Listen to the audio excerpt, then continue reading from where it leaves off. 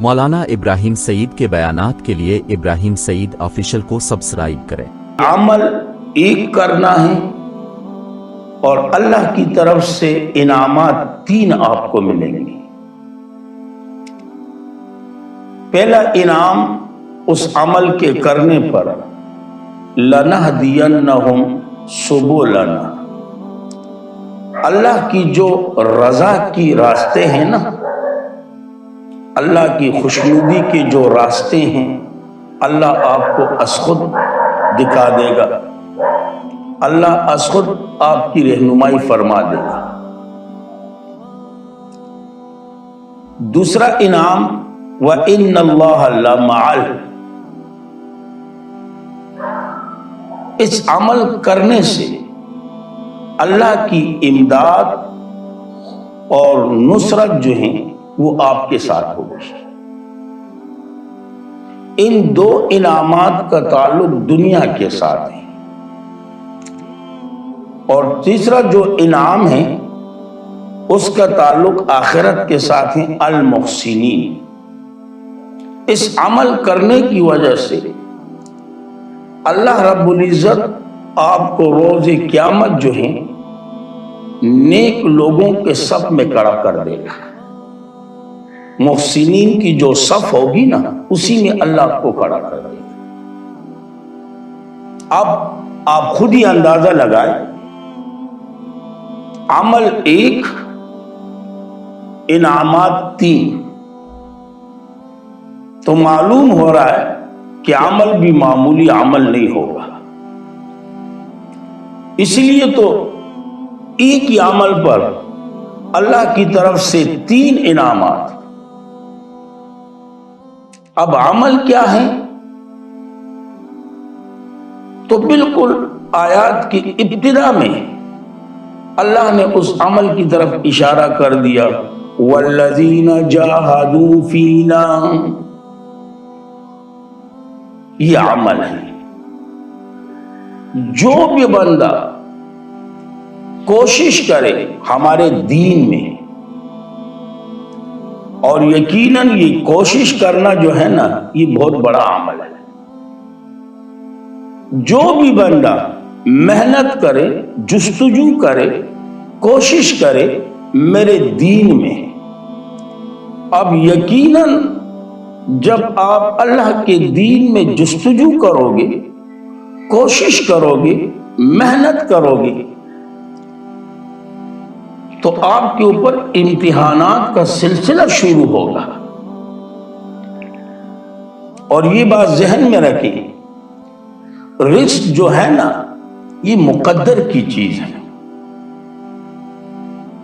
آپ کی مقدر میں جس قدر رزق ہوگا اللہ آپ کو دے گا۔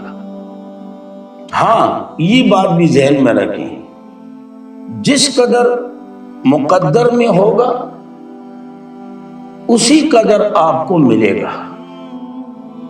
جو وقت مقرر ہے اسی وقت مقررہ پر آپ کو ملے گا۔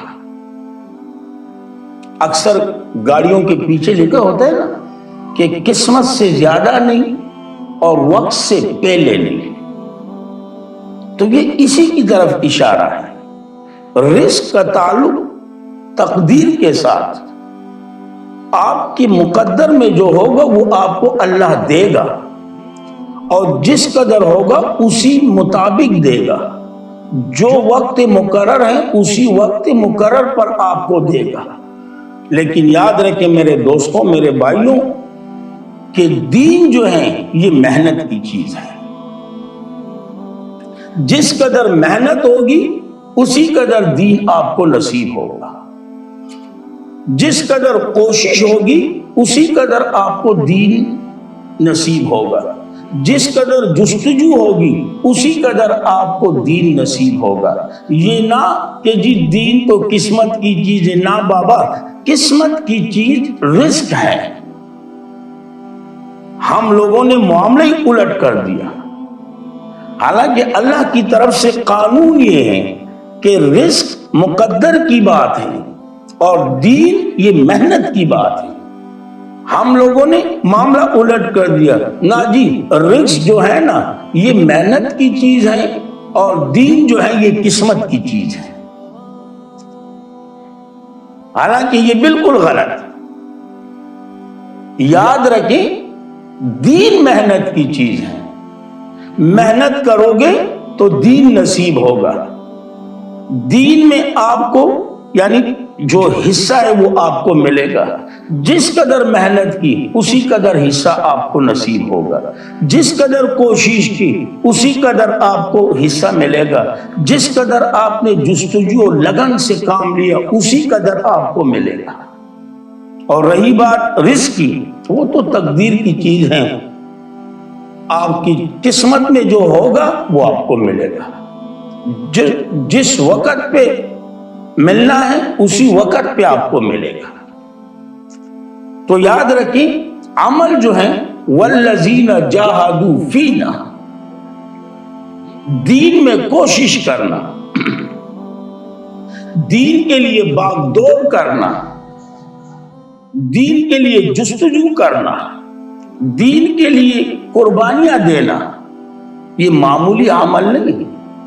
اس لیے تو اللہ نے اس ایک عمل پر 3 انعامات سے نوازنے کا وعدہ فرمایا، اور یقیناً جو بھی بندہ جاہدوا فینا پر عمل کرنا لگ جائے نا تو امتحانات کا سلسلہ شروع ہو جاتا ہے۔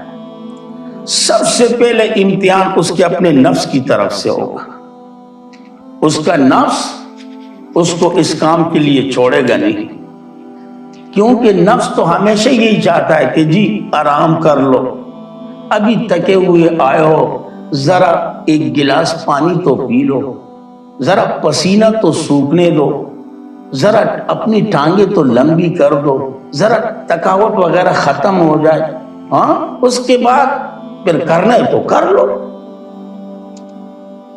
یاد رکھیں نفس کبھی بھی آپ کو دین کی محنت کے لیے نہیں چھوڑے گا۔ انسان کے 2 دشمن ہیں نا، ایک تو شیطان ہے اور دوسرا نفس، اور یقیناً یہ نفس جو ہے نا یہ شیطان سے زیادہ خطرناک ہے۔ یہی نفس آپ کے راستے میں رکاوٹ بنے گا۔ اگر آپ چاہو کہ چلو جی نماز پڑھنے کے لیے جانا ہے تو نفس کی طرف سے ابھی تو اذان ہوئی جی، تھوڑی دیر آرام کریں، 10-15 منٹ ابھی باقی ہیں، ایک گلاس پانی پی لیں، ایک کپ چائے پی لیں، ذرا بچوں کے ساتھ گپ شپ ہو جائے، نماز پڑھنی ہے نا، کون سی بھاگنے والی چیز ہے، پڑھ لو گے جی۔ اب اگر کوئی بندہ نفس کی سن لے نا تو یقیناً جب وہ مسجد کی طرف جائے گا تو لوگ مسجد سے باہر آئیں گے، پھر مسجد کی طرف اندر جائے گا۔ اسی طرح اگر آپ قرآن اٹھانے کا ارادہ کر لو کہ جی قرآن پڑھنا ہے تو یہی نفس آئے گا، جی ذرا آرام کر لے، ابھی تو آپ نے نماز پڑھی، 2-3 مرتبہ تسبیحات پڑھ لو، جی سبحان اللہ، الحمدللہ، اللہ اکبر، پھر اس کے بعد پڑھ لینا جی، ذرا ایک کپ چائے بھی ہو جائے گی، قرآن کون سی بھاگنے والی کتاب ہے، بعد میں پڑھ لو گے جی۔ اب یہ بات کی جو بات ہے نا یہ بات رہ جائے گی، تو یقیناً پہلے امتحان آپ کی نفس کی طرف ہوگا، اور یقیناً یہ نفس یہ ہمیشہ آرام کا خواہشمند ہوتا ہے، اسے سکون کی ضرورت ہوتی ہے، یہ سکون کا خواہشمند ہوتا ہے، یہ لذتوں کا چاہنے والا ہوتا ہے، یہ کبھی بھی مشقتوں کو برداشت کرنے کے لیے تیار نہیں ہوگا، لیکن آپ کو اپنے نفس کو رگڑا دینا ہے، تب جا کے آپ دین کا کام کرو گے۔ اور یقیناً جس نے نفس کا سنا نا تو یاد رکھیں وہ اس دنیا میں بھی ناکام اور آخرت میں بھی ناکام۔ اسی لیے تو اللہ نے فرمایا وَمَنْ جَاهَدَ فَإِنَّمَا يُجَاهِدُ لِنَفْسِهِ، جہاد مع النفس، سب سے پہلا جہاد جب آپ والذین جاہدوا فینا پر کوشش کرو گے، آپ کا نفس آپ سے آرام مانگے گا، آرام کا طلبگار ہوگا، لیکن آپ کو نفس کی نہیں سنی۔ اگر آپ نفس کی سنو گے تو یاد رکھے کبھی بھی دین کا کام نہیں کر پاؤ گے۔ نفس کا مقابلہ کرنا ہوگا تب جا کے دین کا کام کر سکو گے۔